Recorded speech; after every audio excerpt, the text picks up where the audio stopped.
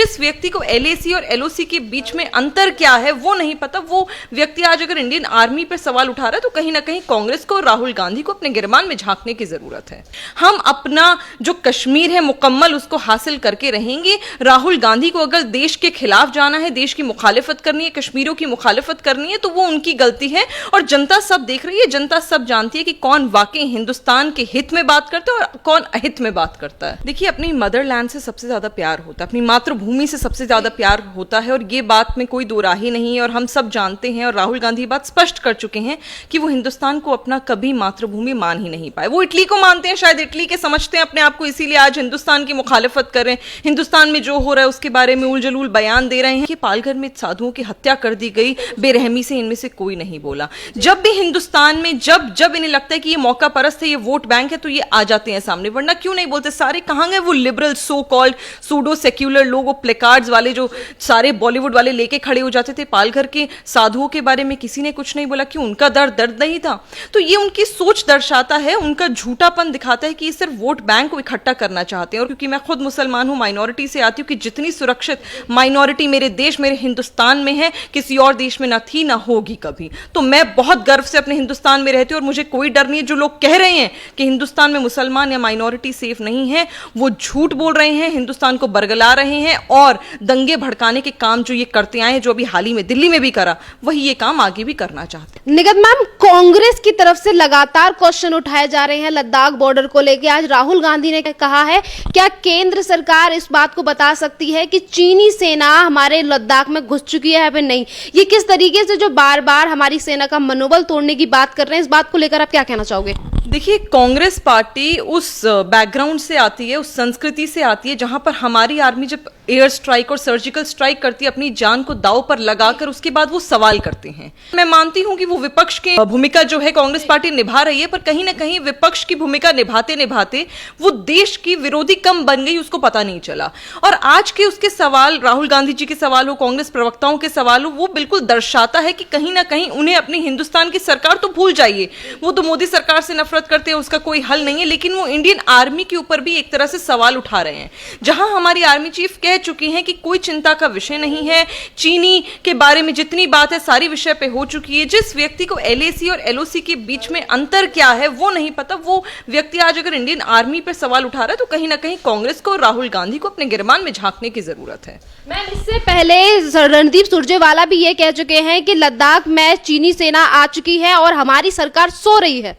मैंने वही कहा ना कि जो लोग सरकार की नहीं सुन रहे, समझ आता है कि मैं मानती हूं कि उनकी वो हेल्पलेस हैं, कुछ कर नहीं सकते, कि सरकार का तो विरोध करना ही है, कुछ नहीं मिला चलो सरकार का विरोध ही कर लेते हैं। लेकिन अगर आर्मी की मुखालिफत वो कर रहे हैं, आर्मी के खिलाफ अगर बयानबाजी दे रहे हैं, तो अपने गिरबान में पूरी कांग्रेस पार्टी को झांकने की जरूरत आज जरूरत है। कहीं ना कहीं हमें भी आत्ममंथन करने की जरूरत है, आम जनता को आत्ममंथन करने की जरूरत है कि जो लोग इंडियन आर्मी के ऊपर सवाल उठा सकते हैं वो हमारे क्या होंगे। जब इंडियन आर्मी के चीफ क्लियर कर चुके तो मुझे लगता है ये सवाल कोई सवाल रह ही नहीं जाता है। बहुत सिंपल सी बात है कि हम as a party, as a सरकार और एज एन इंडिविजुअल, एक इंडियन हमेशा यही कहेगा कि हिंदुस्तान पे अगर कोई भी आंख उठाकर देखेगा तो उसको मुंहतोड़ जवाब हम देंगे, और आज तक देते आए हैं।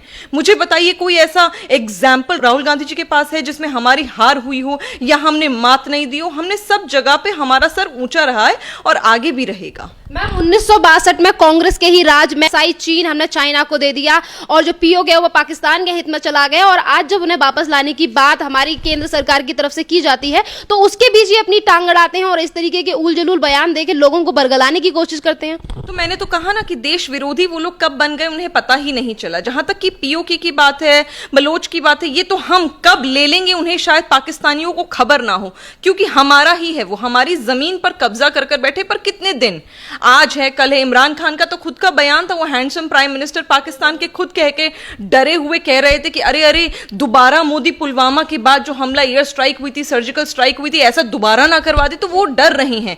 हम अपना जो कश्मीर है मुकम्मल उसको हासिल करके रहेंगे। राहुल गांधी को अगर देश के खिलाफ जाना है, देश की मुखालिफत करनी है, कश्मीरियों की मुखालिफत करनी है, तो वो उनकी गलती है और जनता सब देख रही है, जनता सब जानती है कि कौन वाकई हिंदुस्तान के हित में बात करता है और कौन अहित में बात करता है। मैम, जैसे चीन और भारतीय सेना के बीच लद्दाख में जो अभी जंग, मतलब जैसे कि सेना हमारी लगी हुई है, तो उसको लेकर ऑस्ट्रेलिया से लेकर अमेरिका सभी भारत के समर्थन में आ गए, पर उसके बावजूद भी भारत में रहने के बावजूद भी ये चाइना को कुछ नहीं कहते, बल्कि अपनी केंद्र सरकार के ऊपर ही सवाल उठाते हैं। मतलब हमारा जो दुश्मन है चाइना, उसे ये दिखाते हैं कि यहाँ पर विपक्ष भी आपके साथ है। देखिए, अपनी मदरलैंड से सबसे ज़्यादा प्यार होता है, अपनी मातृभूमि से सबसे ज़्यादा प्यार होता है, और ये बात में कोई दो राही नहीं है, और हम सब जानते हैं, और राहुल गांधी बात स्पष्ट कर चुके हैं कि वो हिंदुस्तान को अपना कभी मातृभूमि मान ही नहीं पाए। वो इटली को मानते हैं, शायद इटली के समझते हैं अपने आप को, इसीलिए आज हिंदुस्तान की मुखालिफत कर रहे हैं, हिंदुस्तान में जो हो रहा है उसके बारे में उलझुल बयान दे रहे हैं।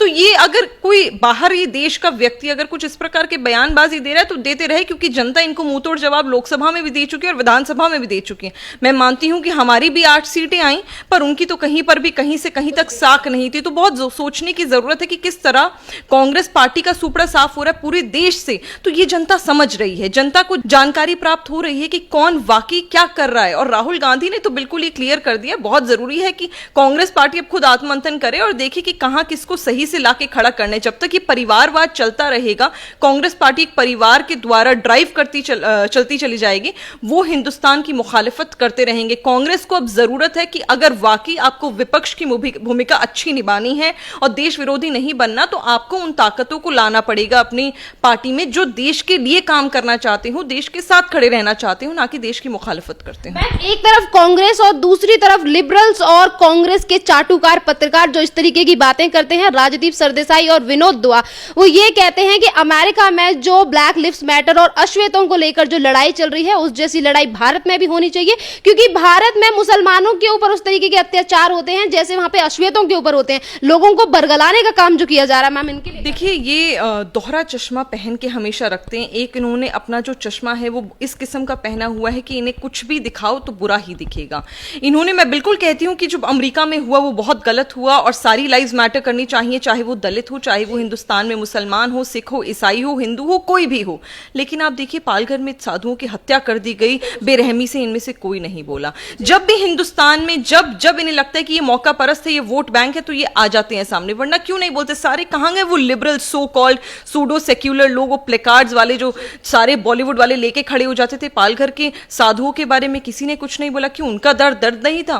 तो ये उनकी सोच दर्शाता है, उनका झूठापन दिखाता है कि ये सिर्फ वोट बैंक को इकट्ठा करना चाहते हैं। और कहां, जहां तक मुसलमानों की बात है और हिंदुस्तान में माइनॉरिटी की बात है, मैं सर उठाकर कहती हूं, क्योंकि मैं खुद मुसलमान हूं, माइनॉरिटी से आती हूं, कि जितनी सुरक्षित माइनॉरिटी मेरे देश, मेरे हिंदुस्तान में है, किसी और देश में ना थी ना होगी कभी। तो मैं बहुत गर्व से अपने हिंदुस्तान में रहती हूं, और मुझे कोई डर नहीं है। जो लोग कह रहे हैं कि हिंदुस्तान में मुसलमान या माइनॉरिटी सेफ नहीं है, वो झूठ बोल रहे हैं, हिंदुस्तान को बरगला रहे हैं, और दंगे भड़काने के काम जो ये करते आए, जो अभी हाल ही में दिल्ली में भी करा, वही ये काम आगे भी करना चाहते हैं। जिन माइग्रेंट्स के लिए कांग्रेस सरकार की तरफ से कुछ किया नहीं गया, यहां से वो नंगे पैर चले गए, जिनके पैर धूप में जलते रहे और उसके बावजूद वो अपने घर पे पहुंचे, उन्हीं पर राजनीति करी प्रियंका वाड्रा ने, राहुल गांधी ने। तो उन्हीं के चाटुकार पत्रकार विनोद दुआ कहते हैं कि उनके लिए राहुल गांधी जनता के बीच गए और उन्होंने उनका दुख दर्द बांटा, पर बीजेपी ने कुछ नहीं किया, जिसके लिए लोगों को अब सड़कों पे निकलना चाहिए।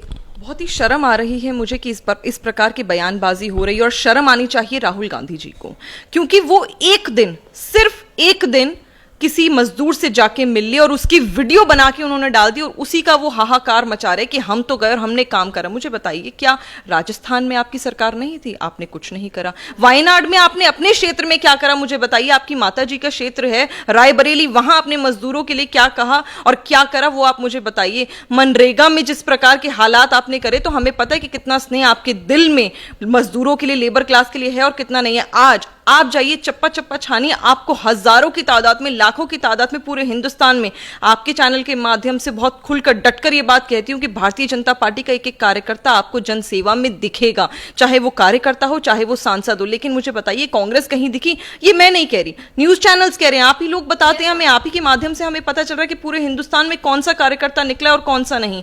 तो उन लोगों ने सिर्फ दिखाने के लिए कि हाँ हमने ये करा, हाहाकार मचाई, लेकिन वास्तव में उन लोगों ने ना ही कोई काम करा था ना करा है। और प्रियंका गांधी वाड्रा तो रॉकेट साइंस समझती हैं कि वो तो एकदम पैराशूट की तरह आती हैं, चुनाव के समय आती हैं, चली जाती हैं। अब जैसे लॉकडाउन के समय आई चली जाती हैं, तो उनका तो मुझे लगता है ऑन एंड ऑफ स्क्रीन रहता है। वो तो जिन की तरह आती हैं और गायब हो जाती हैं। जब उनकी वाकई जरूरत होती है ना वो होती है। सिर्फ बयानबाजी से हिंदुस्तान नहीं चलेगा। उन्हें अगर राजनीति करनी है तो साफ सुथरी राजनीति करें, ये झूठे बयानबाजी ना करें। मैम, जैसे भारत में अब लगातार ट्रेंड चल रहा है कि हमें चाइना से बनी हुई चीजों का बहिष्कार करना चाहिए, और उसी को लेकर जब एक वीडियो सोनम वांगचुक के द्वारा बनाया जाता है तो उसी पर हंसी उड़ाई जाती है इन लिबरल्स के द्वारा और कांग्रेसियों के द्वारा। उमर अब्दुल्ला कहते हैं कि ये इस तरीके से बॉर्डर पर जबान बढ़ रहा है और यहाँ पर तुम इस तरीके से अनइंस्टॉल करके चीजों को लड़ पाओगे उनसे। और दूसरी तरफ राजदीप सरदेसाई कहते हैं कि अगर सब चीजों का बहिष्कार करना है तो क्यों ना अहमदाबाद में बनी हुई मूर्ति को तोड़ दिया जाए, यानी कि स्टैचू ऑफ यूनिटी को तोड़ने की बात करते हैं। शर्म आती है मुझे राजदीप जी पर कि वो इस तरह की गंदी और गलीच बातें कर रहे हैं कि स्टैचू ऑफ यूनिटी को तोड़ देना चाहिए, क्योंकि उसको डिमोलिश करने का मतलब है हिंदुस्तान की संस्कृति को डिमोलिश करना। एक हमने नेचर दिया है उसको, उस एकता को डिमोलिश करना। तो उनको शर्म आनी चाहिए और सोचना चाहिए वो किस तरह की बयानबाजी अपनी पत्रकारिता के लिए कर रही हैं। दूसरा, जो आप सारी बातें कह रही हैं, मैं मानती हूं कि कहीं ना कहीं फॉरेन पॉलिसी को देखते हुए, मद्देनजर रखते हुए सरकार इस पर जल्द से कड़ा फैसला लेगी। और बहिष्कार की बात है तो ये कोई आज की बात तो नहीं है। ये तो पता नहीं कितने सालों से हमारे हिंदुस्तान में मुहिम चल रही है। हर साल दिवाली पे कितने लोग तादाद में बाहर निकलते हैं और कहते हैं कि चाइनीज प्रोडक्ट्स का बहिष्कार करिए, और अगर आपको दिए बाती भी लेनी है तो आप हिंदुस्तान से लीजिए, क्योंकि हमारी इकोनॉमी बढ़ेगी, हमारे यहाँ जॉब्स बढ़ेगी। और स्वदेशी का नारा तो खुद हमारे माननीय प्रधानमंत्री नरेंद्र भाई मोदी जी ने दिया है। उन्होंने खुद बोला हमें आत्मनिर्भर बनना है। तो क्या आपको नहीं लगता ये कहीं ना कहीं इशारा है कि हाँ, अब हमें खुद ही मैन्युफैक्चरिंग करनी है, यहाँ जॉब्स बढ़ानी है? मैं मानती हूँ ये महामारी रही, पर बहुत लोगों ने इसमें से खुद अपॉर्चुनिटीज निकाली हैं। अब हमारे देश में मास्क बनने लगे हैं जो पहले हमेशा इंपोर्ट हुआ करती। तो इस तरह चीजें हम आत्मनिर्भर बन रहे हैं और बनते रहेंगे, और जल्दी वो दिन आएगा जब हमें चाइना से कुछ भी सामान खरीदने की जरूरत नहीं पड़ेगी।